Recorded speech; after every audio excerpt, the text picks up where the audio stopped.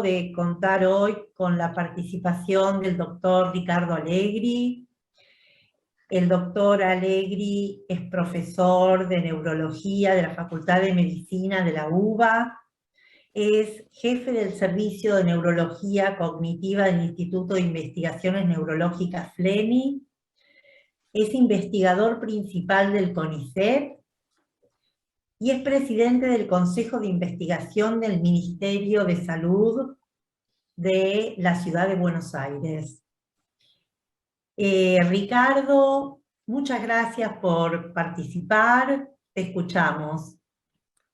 Bueno, muchas gracias por la invitación a Miriam y a Liliana, la verdad que es un placer estar acá con ustedes.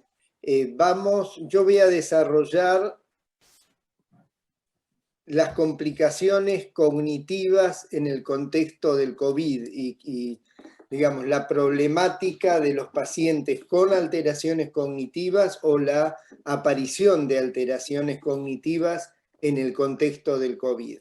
El primer punto que es importante resaltar, el primer punto que es importante discutir es que en el contexto del COVID tenemos varios factores que jugaron y que juegan. Por un lado tenemos, como vemos en la diapositiva, la propia pandemia, como la propia pandemia, el virus, que ya hoy está claro que es un virus que tiene impacto neurotropo también. El virus tiene que ver con sintomatología neurológica y con sintomatología psiquiátrica.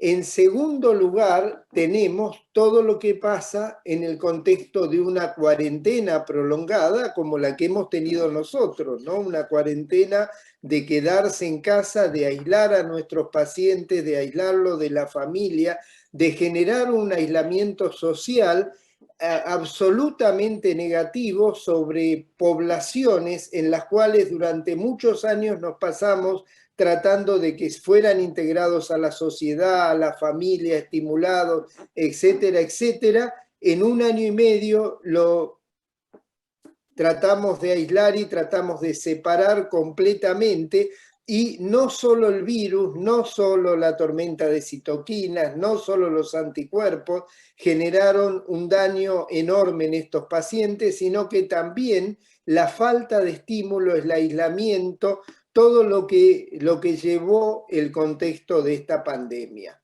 Yo voy a tomar algunos temas. En primer lugar, lo que tuvo que ver con el caos de la atención médica. En segundo lugar, ¿por qué empezamos a pensar que podía haber alteraciones neurológicas desde principio prácticamente del año pasado? En tercer lugar, ¿qué pasó con nuestros pacientes con demencia en el contexto de la pandemia? ¿Cuáles fueron las complicaciones post-COVID o cuáles son o cuáles van a ser? ¿Qué es lo que hoy estamos discutiendo como niebla mental? Y después algunas conclusiones para resumir la presentación. En el comienzo de la pandemia, nosotros, cuando apenas empieza la pandemia, publicamos esta carta en el blog de Neurology en Estados Unidos, en la cual hacemos un llamamiento de la paradoja elusiva de no perder la visión del bosque por estar mirando solo el árbol. ¿Y por qué nos planteamos esto? Esto fue 17 de abril del año pasado, en realidad porque la pandemia con el COVID tiene un grupo de morbimortalidad relacionada al COVID, un grupo de morbimortalidad no relacionada al COVID, pero que sí estaba presente y que sí olvidamos en el contexto del COVID, patologías como es la enfermedad de Alzheimer, las demencias, que venían evolucionando y que en el contexto del COVID se complicaron mucho más. Lo que estaban hablando las disertantes anteriores, lo que tiene que ver con el síndrome del estrés que genera todo esto, más la sintomatología neurológica que continúa y que va a continuar en el contexto de lo que llamamos el long COVID o el post-COVID.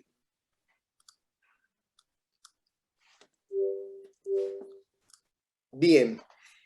Yo les voy a mostrar en este contexto 2 o 3 trabajos más que nosotros publicamos el año pasado. Esta es una foto de la 9 de julio, en abril del año pasado, y el cartel "Quédate en casa y no te muevas y no salgas".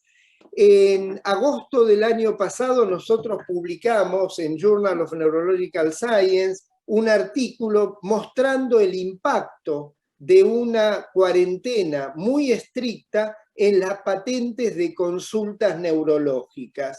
Y lo que mostramos en las 2 diapositivas siguientes, como por ejemplo en el departamento de emergencia de Fleni, habían caído las consultas comparando 2019 con el año 2020.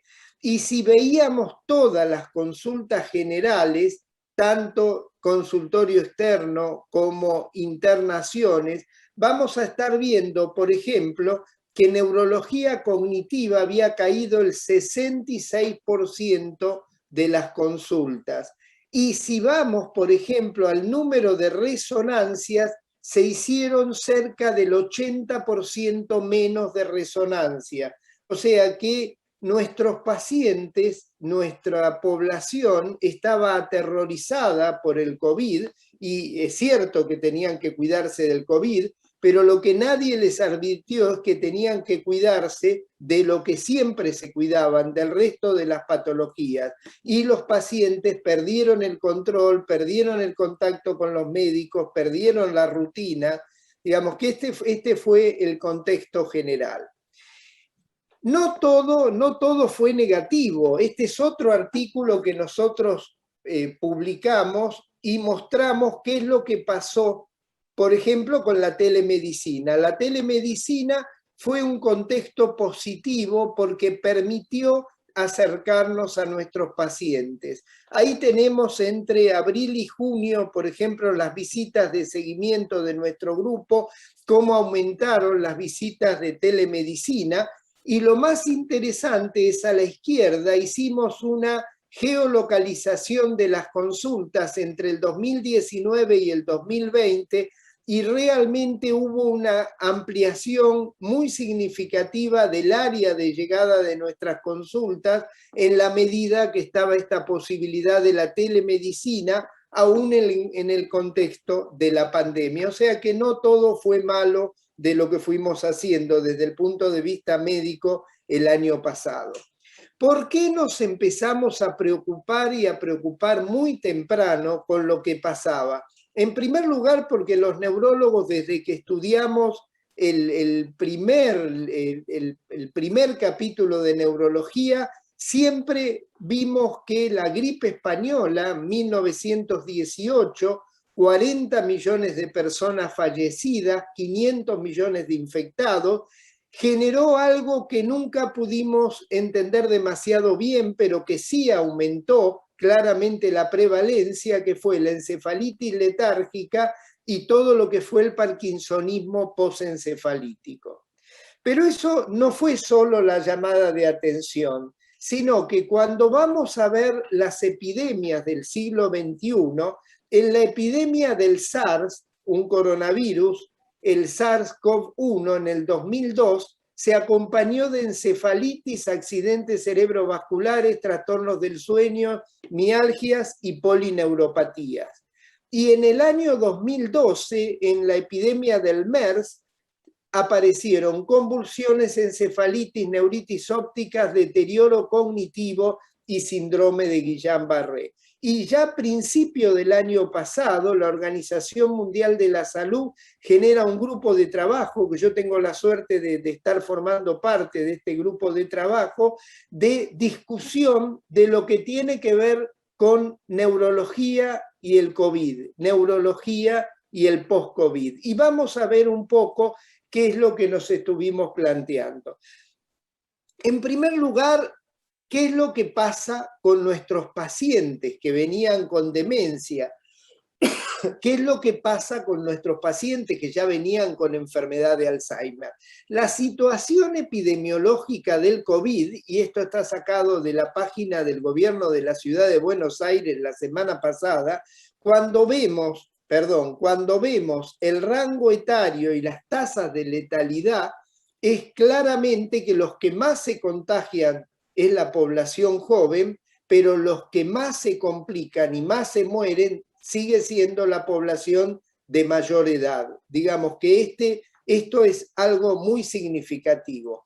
Cuando nosotros vemos, esta es una revisión sistemática de la literatura para ver qué factores tienen que ver con un mayor riesgo de infección, claramente cuando ven abajo la enfermedad de Alzheimer, enfermedad de Parkinson y todas las causas de demencia tienen una mayor riesgo de infección, mayor riesgo de mortalidad que la población general.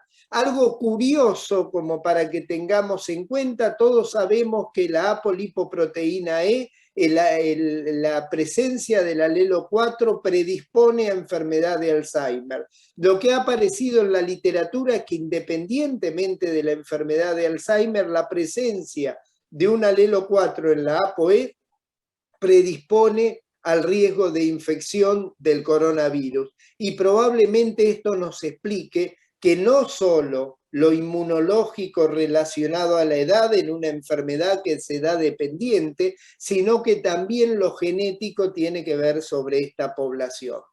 También desde situación epidemiológica, esto está sacado de British Medical Journal, ustedes ven cómo el promedio de fallecimientos entre el promedio de expectativa de vida entre el 2010 y el 2018, en el año 2020 en Estados Unidos hace caer la expectativa de vida en 1.8 puntos, o sea, 1.8 años menos de expectativa de vida en Estados Unidos. Y muy probablemente lo que decía una de las disertantes anteriores, vemos en el caso de los hispánicos o en el caso de los negros en Estados Unidos, que la caída va a más de 3 años y esto probablemente tiene que ver también no solo con lo genético que se discute, sino también con las situaciones sanitarias.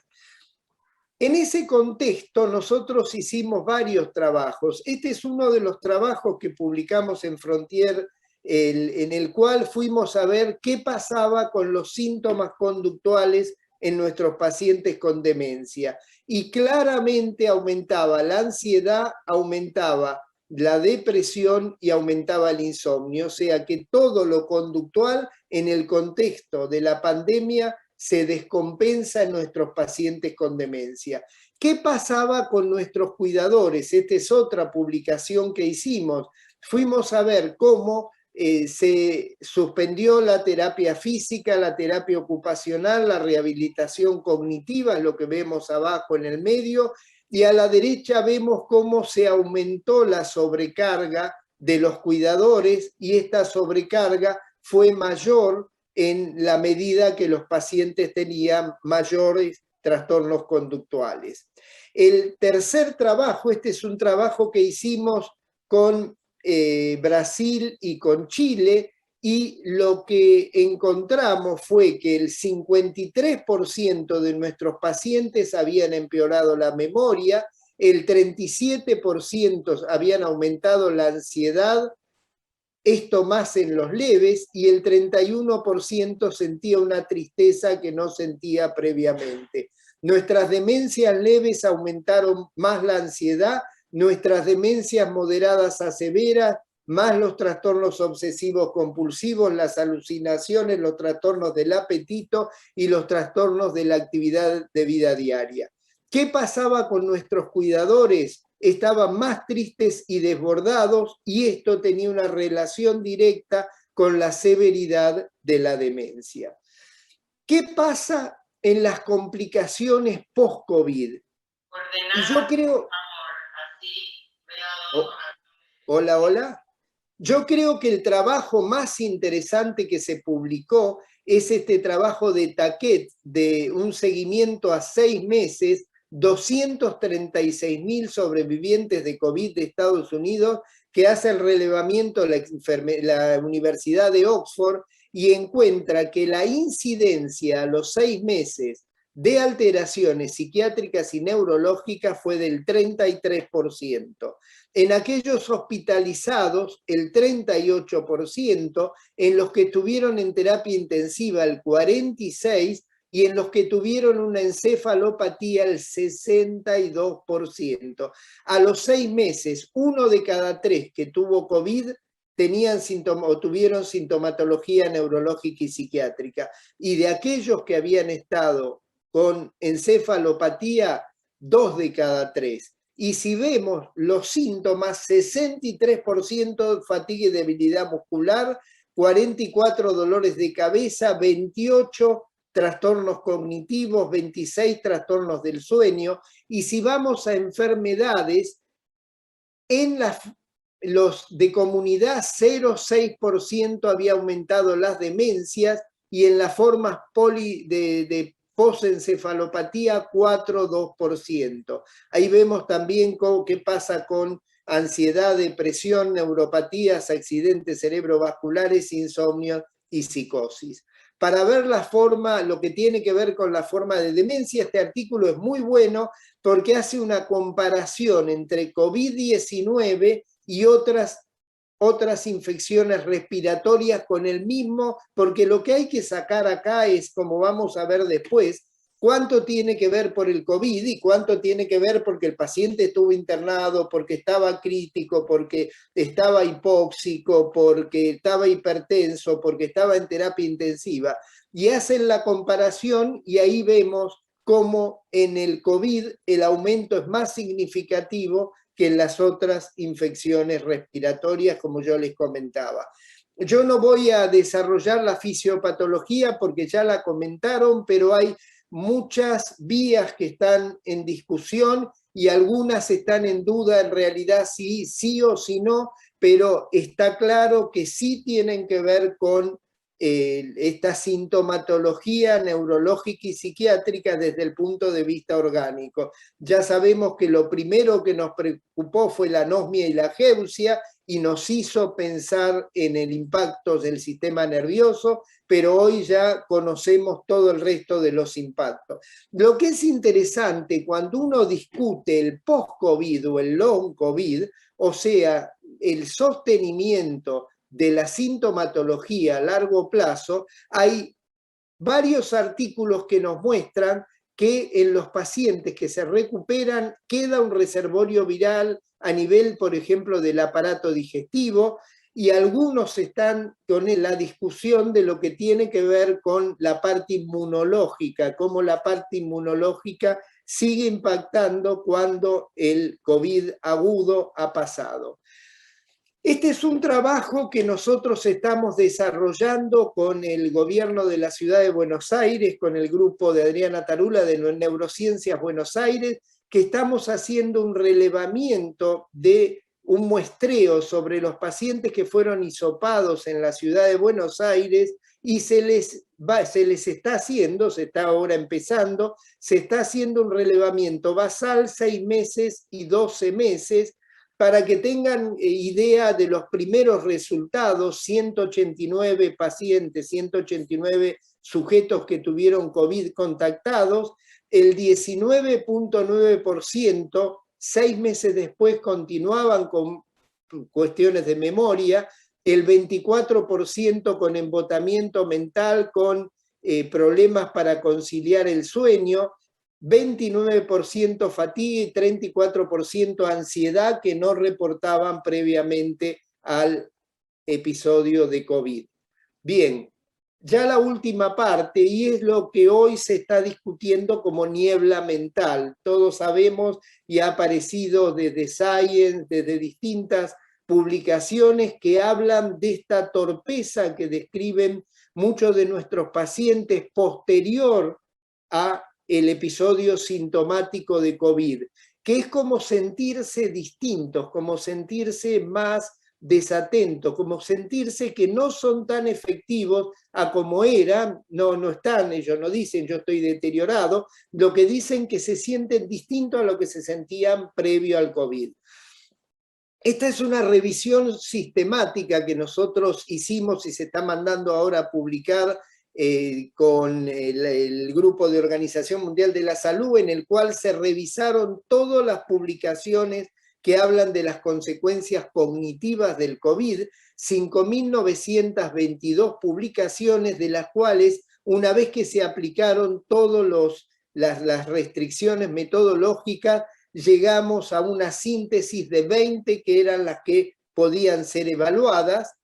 Nos encontramos, ahí están las que seleccionamos, y de ellas solo 4 pudimos encontrar que usaban la misma batería neuropsicológica. Hicimos el metaanálisis y nos encontramos en el metaanálisis que el mismo es significativo, o sea que claramente hay un deterioro post-COVID en un grupo de pacientes.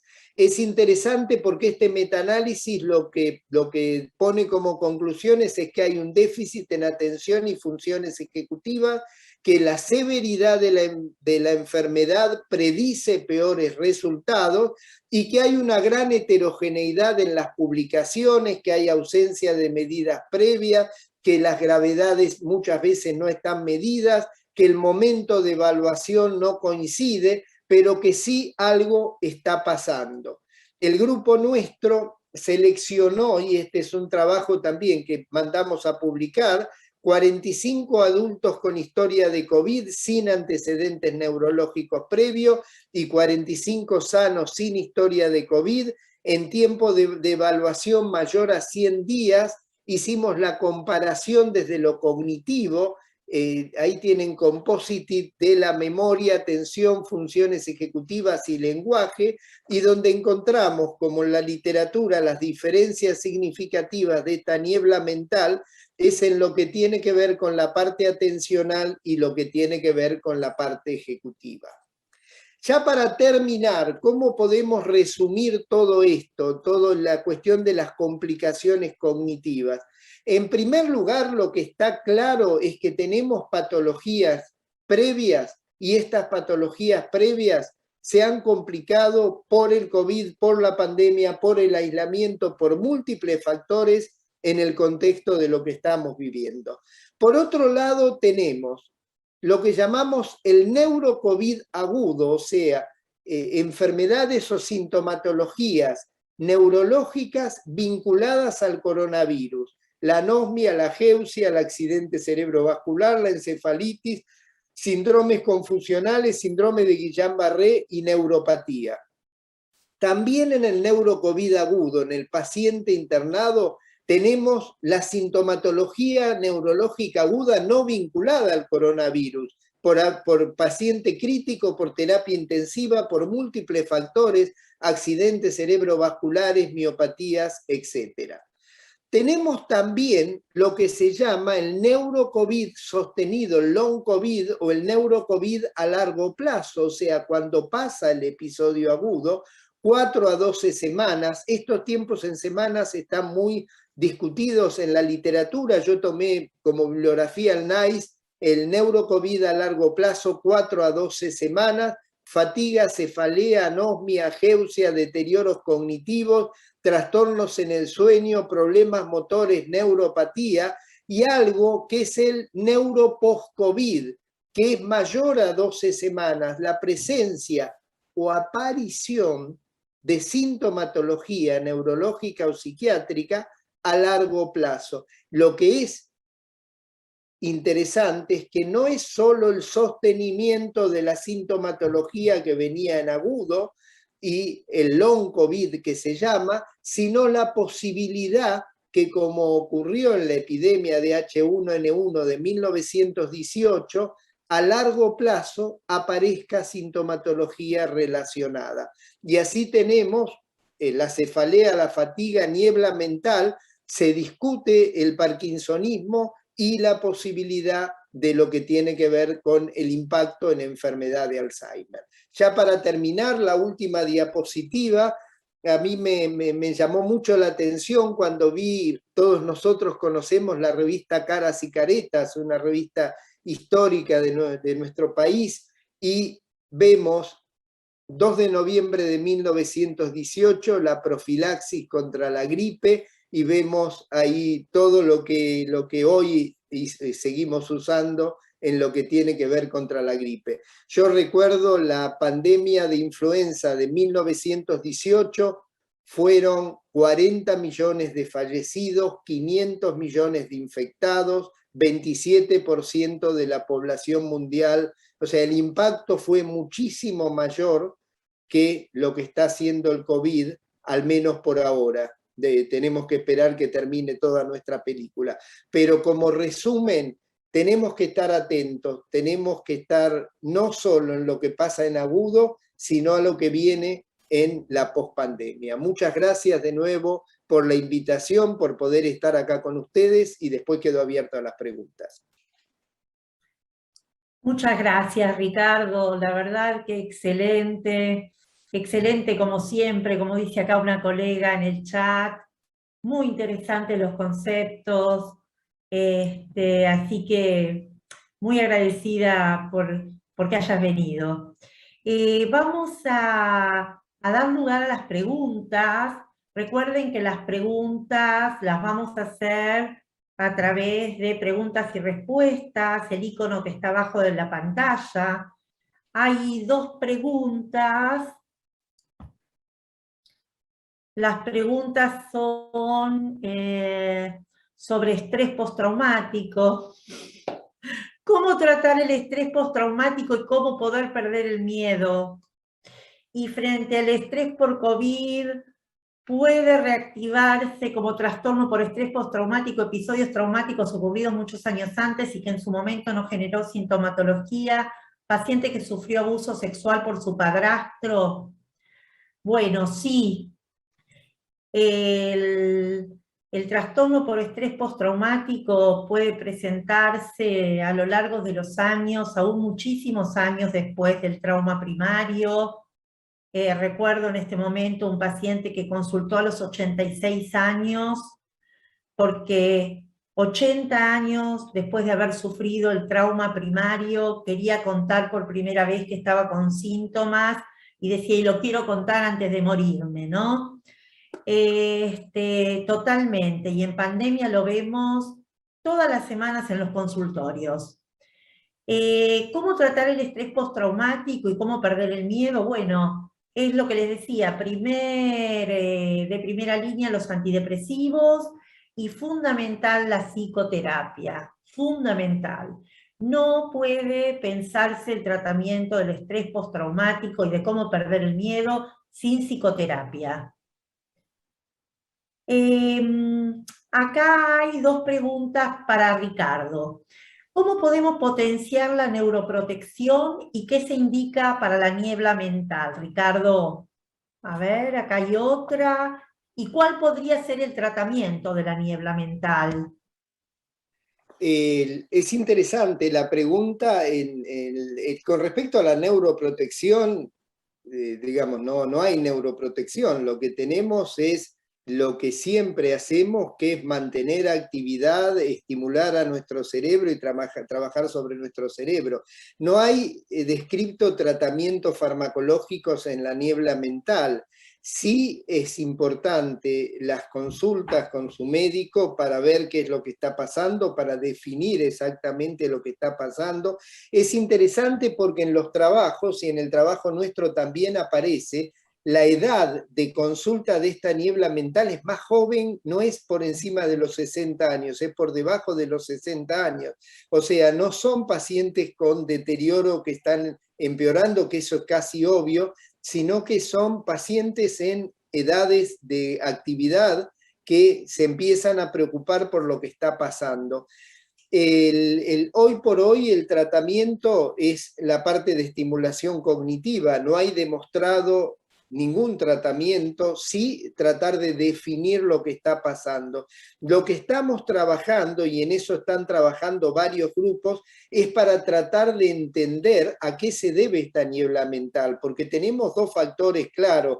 Por un lado tenemos todo lo que nos decía Miriam y Liliana, estamos metidos en una vida que no es la vida habitual nuestra. Hemos cambiado y estamos metidos en un mundo que volverá a la normalidad, pero esta no es una normalidad. O sea que hay factores psicológicos que pueden estar actuando.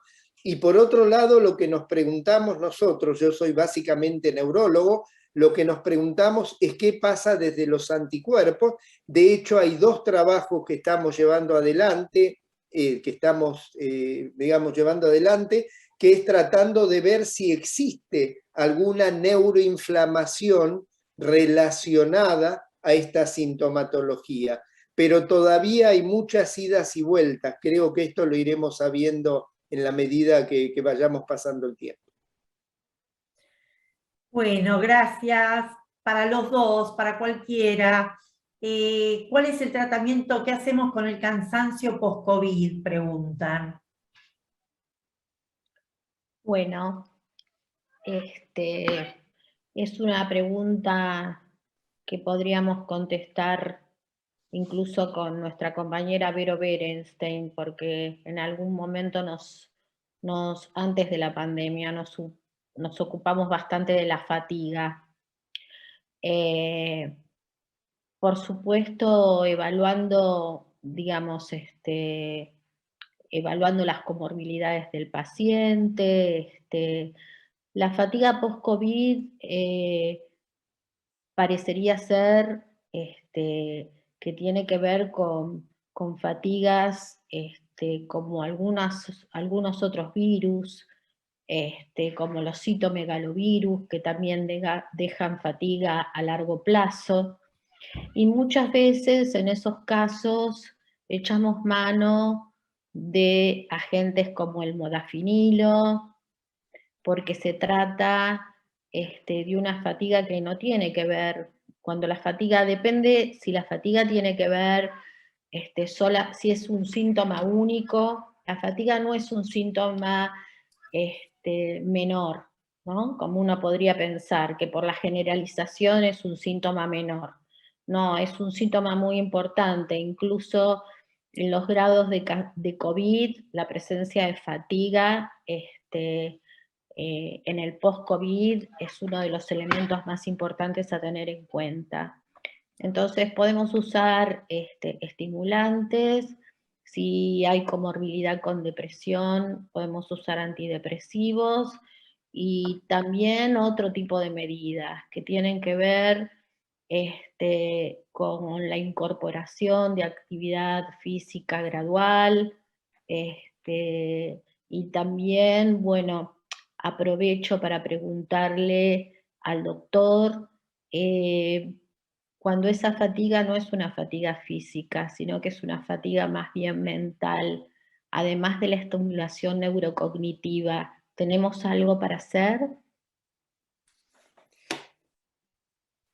El punto, digamos, el punto en eso, hay varias cosas. Por un lado, lo que hay que ver, o sea, no hay que tomarlo como solo síntoma aislado, hay que ver si el paciente no está teniendo un cuadro depresivo, hay que ver, digamos, no pensemos, yo veía una de las preguntas, niebla mental y deterioro, niebla mental es trastornos cognitivos, o sea, sin duda. O sea, estamos teniendo trastornos de la atención y trastornos disejecutivos. El nombre niebla mental es un nombre que se le ha puesto de difusión general y para tener más impacto, como tsunami se le pone a veces al COVID, pero en realidad nosotros tenemos que trabajar, y creo que en este punto neurólogos y psiquiatras tienen que trabajar en paralelo en esto. No se da como cosas aisladas, separadas, sino que se está dando en un conjunto y lo tenemos que manejar en conjunto. Yo creo que hay que ver qué es lo que está pasando con esa persona, hay que ver cómo está el estado emocional, hay que ver si no hay que medicar el estado emocional de esa persona y hay que trabajar sobre la parte cognitiva, sin duda. Bueno, hay más preguntas, hay felicitaciones, pero se nos acabó el tiempo y a las 11 empezamos con el segundo bloque, así que muchos cariños a los dos, muchas gracias por estar y nos reencontramos a las 11. Hasta luego. Gracias, Miri. Gracias.